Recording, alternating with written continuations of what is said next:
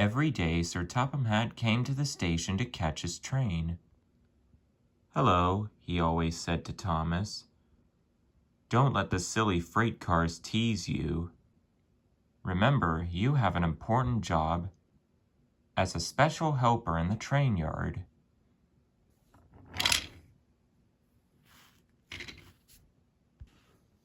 There were lots of freight cars, and Thomas worked very hard, pushing and pulling them into place. There was also a small coach, and two strange things his driver called cranes. "That's the breakdown train," he told Thomas. "The cranes are for lifting heavy things like engines and coaches and freight cars." One day, Thomas was in the yard.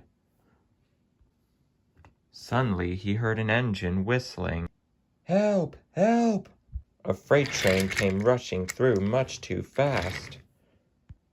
The engine, a new one called James, was frightened. His brake blocks were on fire. They're pushing me, he panted. On, laughed the freight cars. Still whistling, "Help! Help!" Poor James disappeared. "I'd like to teach those freight cars a lesson," said Thomas the Tank Engine. Soon came the alarm. "James is off the line, the breakdown train, quickly!" Thomas was coupled on, and off they went. Thomas worked his hardest. "Hurry, hurry, hurry," he puffed. He wasn't pretending to be like Gordon, he really meant it. Bother those freight cars and their tricks. I hope poor James isn't hurt. James's driver and fireman were feeling him all over to see if he was hurt. "Never mind, James," they said.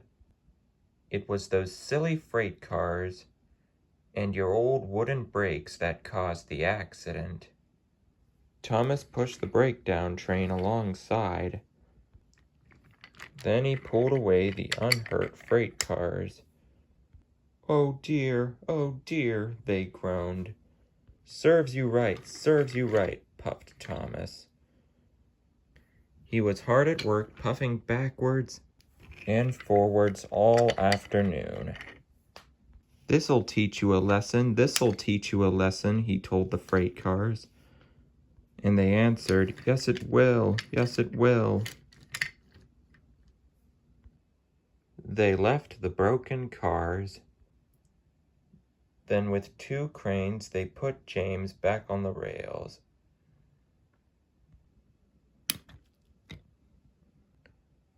He tried to move, but he couldn't.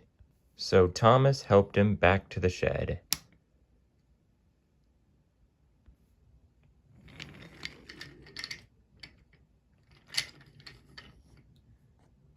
Sir Topham Hatt was waiting anxiously for them. "Well, Thomas," he said, "I've heard all about it, and I'm very pleased with you. You're a really useful engine.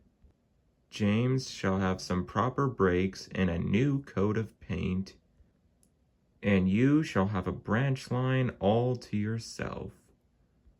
"Oh, thank you, sir," said Thomas. Now Thomas is as happy as can be. He has a branch line and two coaches called Annie and Clarabelle. He puffs proudly backwards and forwards with them all day. He is never lonely. Edward and Henry stop quite often and tell him the news. Gordon is always in a hurry, but never forgets to say, "Boop, boop." And Thomas whistles beep, beep in return.